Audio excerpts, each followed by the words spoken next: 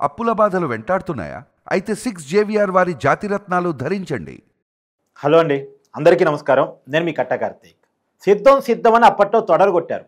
ఇప్పుడు అసెంబ్లీకి సిద్ధమా, అసెంబ్లీకి వస్తారా, మీ ప్రభుత్వంలో ఇచ్చిన సంక్షేమం ఎంత, మా ప్రభుత్వం ఇచ్చిన సంక్షేమం ఎంత, మీరు చేసిన అభివృద్ధి ఏంటి, మేము చేసిన అభివృద్ధి ఏంటి చర్చిద్దాం రమ్మంటూ వైసీపీ నాయకులకు, వైసీపీ అధ్యక్షుడు జగన్మోహన్ రెడ్డి గారికి ముఖ్యమంత్రి చంద్రబాబు నాయుడు గారి విషయం సవాల్ ఇది.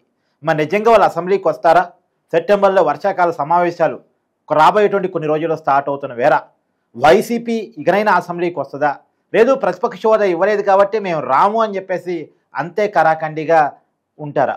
మాట్లాడుకునేటువంటి ప్రయత్నం చేద్దాం. నాతో ఉన్నారు ప్రముఖ సామాజిక రాజకీయ విశ్లేషకులు చంద్ర శ్రీనివాస్ గారు. సార్ నమస్కారం. నమస్కారం అండి. సార్, నిన్న చంద్రబాబు నాయుడు గారు వైసీపీ నాయకులకు ఒక బహిరంగ సవాలు ఇచ్చారు. అసెంబ్లీకి రండి, చర్చిద్దాం. మీరు ఇచ్చిన సంక్షేమం ఏందో, మేము ఇచ్చిన సంక్షేమం ఏందో, మీరు చేసిన అభివృద్ధి ఏందో, మేము చేసిన అభివృద్ధి ఏందో బయట ఉండి మాట్లాడటం కాదు, కరాఖండిగా లెక్కలతో అసెంబ్లీకి రాని మేము సమాధానం చెప్తామని మాట్లాడారు. వస్తారా అసెంబ్లీకి? డెఫినెట్గా రావాలి. మరి ఇప్పుడు గెలిపించేది దేనికి సార్? 5 సంవత్సరాలు ప్రజల యొక్క సమస్యల్ని అసెంబ్లీలో తెలియజేస్తారని. అది అసెంబ్లీ కావచ్చు, శాసనమండలిలో శాసన సభ్యులు కావచ్చు, శాసనమండలి సభ్యులు కావచ్చు, పార్లమెంట్లో పార్లమెంట్ సభ్యులు కావచ్చు. మరి మిమ్మల్ని గెలిపించేస్తే ఎందుకు మీరు అసెంబ్లీలోకి కూడా వెళ్లకుండా ఎట్లా కుదిరిద్ది? మాకు ప్రధాన ప్రతిపక్ష హోదా ఇస్తే తప్పితే ఎలవని చెప్పి స్పీకర్కి లెటర్ రాస్తున్నారు, కోర్టుకి వెళ్తున్నారు. కోర్టులో యాక్సెప్ట్ చేయట్లా, స్పీకర్ యాక్సెప్ట్ చేయట్లా.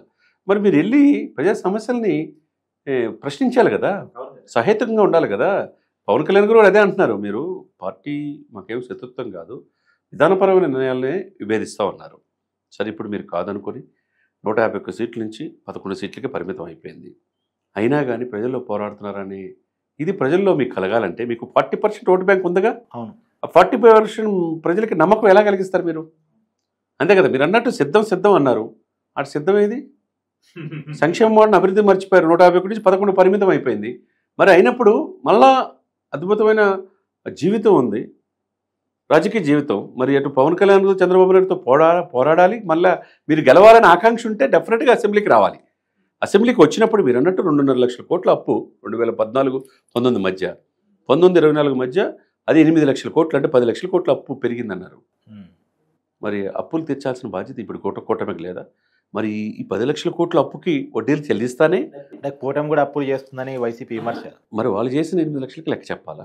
అవును. సరే, ఈ 10 లక్షల కోట్లకి ఇంట్రెస్ట్ ఇస్తానే ఒకవైపు 1వ తారీఖు కల్లా పెన్షన్లు ఇస్తున్నారా లేదా? చెప్పండి. అవును. 5వ తారీఖు కల్లా జీతాలు వస్తున్నాయా లేదా? అస్తవ్యస్తమైన రోడ్లు గాడిని పడియో లేదా? ఖచ్చితంగా. జాబ్ క్యాలెండర్ డిఎస్సి కూడా ప్రకటించి రిక్రూట్మెంట్ చేశారా లేదా? కళ్ళ ముందు కనబడుతున్నాయి కదా సార్. ఆంధ్రలో జీవనాడి పోలవరం పూర్తవుతుందన్న ఆకాంక్ష ఉందా లేదా? అమరావతి కూడా పూర్తవుతుందని చెప్పి జంగిలీ క్లియరెన్స్ ద్వారా చేసి కొన్ని వేల కోట్ల అభివృద్ధి పనులు జరుగుతున్నాయా లేదా సార్? అవును. కేంద్ర ప్రభుత్వం 8 లక్షల కోట్లు ఇచ్చింది, అభివృద్ధి పనులు జరుగుతున్నాయి శరవేగంగా. ఇతర దేశాలు కూడా పెట్టుబడులు పెట్టడం భయపడే పరిస్థితి నుంచి అమరావతిలో పెడతాము అని ఇది తీసుకొచ్చారు. ఎందుకంటే క్వాంటమ్ కంప్యూటర్ వ్యాలీగా మారే కావచ్చు, ఆర్టిఫిషియల్ ఇంటెలిజెన్స్ కావచ్చు, డ్రోన్ విన్యాసాలు కావచ్చు, లేకపోతే గూగుల్ కూడా విశాఖపట్నంలో ఒక కేంద్రం ఏర్పాటు చేయబోతుంది. టీసీఎస్ వస్తుంది, అనేక ఇంటర్నేషనల్ ఆర్గనైజేషన్. ఇవన్నీ ఏంటంటే మోదీ గారి ఆశీస్సులు ఉండి, చంద్రబాబు నాయుడు గారికి ఉన్న అపారమైన అనుభవం, పవన్ కళ్యాణ్ గారికి ఉన్న పోరాట పటిమ, లోకేష్ యోగాలందరూ ద్వారా ఆయన పరిచయం తీరు, వీళ్ళందరినీ చూసి ఆంధ్రప్రదేశ్లో మనం వెళ్ళొచ్చు, పెట్టుబడులు పెట్టచ్చు అనేది కలిగింది. మరి గతంలో ఎందుకు కలగల? 3 రాజధానులు ఏమైనాయి? ఒక రాజధాని కూడా లేకుండా పోయింది కదా. మరి ఇప్పుడు దీనికి ఏం సమాధానం చెప్తాం? సమాధానం చెప్పాలి. మీరు కూటమిని ప్రశ్నించాలనుకున్నప్పుడు అసెంబ్లీలోకి అడుగు పెట్టాల్సిందే. అడుగుపెట్టి మాట్లాడండి. ప్రజల్లో కూడా లైవ్ వస్తుంది కదా, అరే మా కోసం పోరాడుతున్నారనే భావన వల్ల కలిగింది కదా. మీరు మిమ్మల్ని గెలిపించింది దేనికి? బయట తిరగటానికా? గెలిపించినప్పుడు ఆ శాసన మండలి మీద, రాజ్యాంగం మీద ప్రమాణ స్వీకారం చేసి మేము 5 సంవత్సరాలు మంచి పరిపాలన అందిస్తాం, ఎటువంటి రాగద్వేషాలు లేవు అని చెప్పి ప్రమాణం చేస్తారు కదా. చేసినప్పుడు ప్రజల ఆకాంక్షని మీరు ఎందుకు ఇప్పుడు నిర్వర్తించరు? అదే ఇక్కడ ఒక ప్రశ్న సార్. ఎమ్మెల్యేగా జీతం కావాలి, అలవెన్స్ కావాలి, పిఏ కావాలి, సౌకర్యాలు కావాలి, రాయితీలు కావాలి, అన్నీ కావాలి. అవన్నీ తీసుకుంటున్నారు. కానీ ఎమ్మెల్యేగా మేము అసెంబ్లీకి వెళ్దామంటే అది కరెక్టా అనేది? అది కరెక్ట్ కాదండి. అది గతంలో ఎప్పుడు జరగల. అది మార్చుకోవాలి. ఇకనైనా వైసీపీ వాళ్ళు అంతరాత్మ సాక్షిగా ప్రజలు మన కోసం 40% ఓటు బ్యాంక్ అయినా వేసారు కదా. వేసిన వాళ్ళ కోసమైనా వెళ్ళండి. సరే, మీకు 60% వేయాల, పవన్ కళ్యాణ్ గారికి, బీజేపీకి, చంద్రబాబు గారికి వేశారు.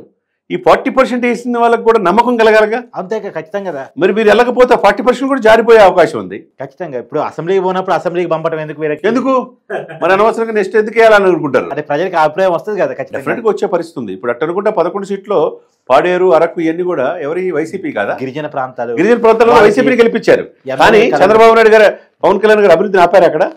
గిరిజనులకు వీళ్ళు అవకాశం కల్పించారు, వాళ్ళు చేయలేదు. మరి క్రమేపీ అప్పుడేమవుద్ది, పాడేరు, అరకు అన్ని కూడా ఎట్టిపోతాయి, అటు జనసేన వైపు పోయే అవకాశం ఉంది, ఆ ఎమ్మెల్యేలు కూడా. కాబట్టి ఏదైనా కానీ ప్రజలు గెలిపించినప్పుడు సార్ పాలన మీద దృష్టి పెట్టాలా. ప్రభుత్వం ప్రజల వ్యతిరేకంగా పనిచేస్తున్నప్పుడు అసెంబ్లీలో తమ వారిని వినిపించాలి. అవును, అది అద్భుతమైన సాధనాన్ని ఉపయోగించుకోకపోతే ఏమనుకుంటారు, వీళ్ళు చేతకానితరంగా భావిస్తారు. Thank you sir.